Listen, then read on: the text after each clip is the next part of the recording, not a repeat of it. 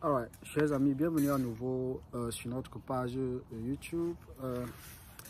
J'espère que vous allez bien. Aujourd'hui, c'est notre deuxième vidéo aujourd'hui. Cette fois-ci, je m'en vais vous entretenir.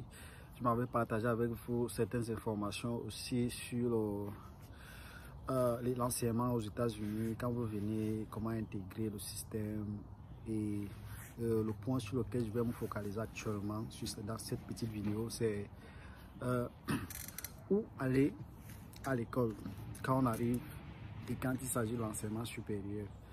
Et parce qu'il y a il y a un vocabulaire dense, on a le college et puis l'université qui sont deux expressions qu'on trouve sur la place de l'enseignement supérieur ici. Et ces deux expressions traitent généralement à équivoque, ça prête à confusion quand on sort de l'Afrique et quand on veut venir intégrer le système ici pour l'enseignement. Alors, le college et l'université aux États-Unis, il faut dire que des hypothèses, il y a plein d'hypothèses sur dehors là-dessus. Il y a beaucoup de choses qui se disent sur Internet. Il y a des gens qui diront que le college, c'est un enseignement, un établissement d'enseignement supérieur privé qui offre des formations de basse échelle. Et certaines personnes vous diront que l'université, c'est un établissement d'enseignement supérieur public qui offre des informations de très bonne qualité, des formations de très bonne qualité que le collège n'offrirait pas. Ce qu'il faut simplement retenir ici, c'est que déjà les deux institutions, je vais commencer par la conclusion, les deux institutions offrent des formations sur le plan académique égales en termes de qualité. C'est-à-dire que la qualité des enseignements fournis par les deux institutions est exactement la même chose. Maintenant, les deux institutions, ça c'est les similarités, les deux institutions travaillent en complémentarité ou parfois l'université pour offrir à la fois les formations offertes par le collège, mais en plus de ça, les formations offertes pour le second cycle universitaire. Donc, on va dire qu'au fond, le collège, c'est un établissement d'enseignement supérieur de premier cycle qui offre des formations justement pour l'associé degree, par exemple, des formations de 2 ans, ou alors parfois qui offre des formations pour le bachelor degree, des formations de 4 ans. Le collège, c'est un centre, c'est généralement les community college ou alors les junior college qu'on retrouve aux États-Unis. C'est des institutions généralement publiques et qui ont une population estudiantine relativement faible, avec un effectif aussi faible et un champ un éventail de programmes relativement aussi faible. Donc, c'est-à-dire qu'un étudiant qui va dans un collège va généralement trouver les formations offertes dans les domaines pour le associate degree ou alors pour le bachelor degree, et l'offre de formation sera généralement un peu relativement faible. Pour l'université, l'université offre des formations à la fois du premier cycle et à la fois du second cycle, donc le bachelor degree, le master degree et puis le doctorat. L'université offre toutes ces formations-là. J'ai parlé de similarité. L'université est l'aboutissement du collège. C'est-à-dire que les collèges ici aux États-Unis sont un peu comme les institutions d'enseignement supérieur privées. J'ai dit privé, mais ce n'est pas toujours privé aux États-Unis, mais je parle de privé chez nous. Et même quoique, il y a aussi des établissements d'enseignement supérieur publics qui offrent des formations en BTS et autres au Cameroun. Donc, le collège, c'est le commencement de l'université. L'université, c'est l'aboutissement du collège. Un établissement peut commencer comme collège et pour pouvoir devenir université doit mettre un certain nombre de requirements, doit pouvoir remplir un certain nombre de conditions pour pouvoir prendre le statut d'université. Ça ne veut pas dire que les formations que le collège offre à ce niveau-là ne sont pas des bonnes formations.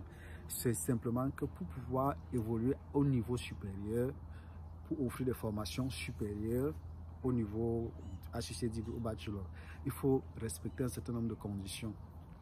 Et quand ces conditions sont donc respectées, ces conditions financières, en termes de qualité de formation, en termes de programme de formation, en termes de personnel, en termes de capacité de gestion du campus, il y a beaucoup c'est des normes essentiellement les critères qui doivent être respectés. Alors, à ce niveau, on quitte du statut de collège pour le statut d'université. Mais aussi, vous trouverez des universités qui sont composées essentiellement de collèges. Ça veut dire, vous avez des universités en Afrique qui ont des facultés. Vous aurez des universités aux États-Unis qui sont composées d'un certain nombre de différents collèges. Vous avez par exemple la fameuse université très populaire, très fameuse, qu'on appelle Harvard University, qui est essentiellement composée de collèges. Vous allez trouver la Law School et l'école de médecine, vous allez trouver tout ça là-bas. Aussi, vous allez trouver des collèges qui ont rempli les conditions pour devenir universités, qui le sont, mais qui ont gardé le titre, le nom, la nomination de collège. Donc, ça c'est une très grande confusion que vous allez trouver sur la place américaine. Mais il faut connaître, il faut chercher à avoir la bonne information. Vous trouverez la St. Joseph College de New York qui a longtemps été un collège qui a fait une très grande renommée en tant que collège, dans le sens académique du terme, mais qui a depuis un certain nombre d'années acquis le statut d'université, mais dont les dirigeants ont décidé de sauvegarder, de conserver la nomination de collège. Donc c'est une université, mais qui a gardé la nomination de collège. Ça c'est parce que les anciens étudiants et tous qui s'occupent de la gestion du collège, qui est passé du statut de collège à l'université, avaient décidé de garder la nomination parce que changer la nomination aurait pu avoir un gros impact sur, je ne sais sur quoi, mais ils ont préféré garder ça. Il y a plein d'autres collèges. Il y a notre collège, je crois que c'est la Saint-Joseph, il y a un autre collège qui a aussi gardé le même statut. Donc il y a des universités ici et des collèges qui sont deux institutions qui participent totalement et professionnellement à l'éducation des étudiants. Ça dépend maintenant, le choix de l'étudiant dépend de son programme et de comment est-ce qu'il aimerait se retrouver sur le campus. Je prends un exemple. Si vous êtes un étudiant du premier cycle, vous cherchez un associate degree, un bachelor degree, vous connaissez votre programme.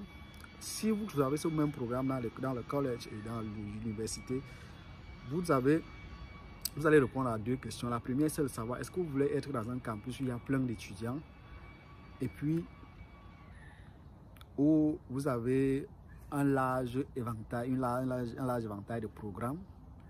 Si c'est ça votre projet, l'université c'est la meilleure place pour vous. Mais si vous voulez être dans un campus dont les étudiants l'effectif étudiant est relativement moindre et que vous aimeriez pouvoir avoir la capacité d'être en interaction avec l'enseignant facilement, le collège c'est la meilleure place, sauf que là-bas les programmes sont limités. Mais si vous trouvez votre programme là-bas, c'est la meilleure place qu'il faut aller. De toutes les façons, les coûts de formation sont la principale différence entre les deux. Parce que je vous ai dit, l'université offre les formations que le collège offre. Et le collège offre ce que les formations que l'université offre au premier cycle. Donc les deux sont égaux à ce niveau-là.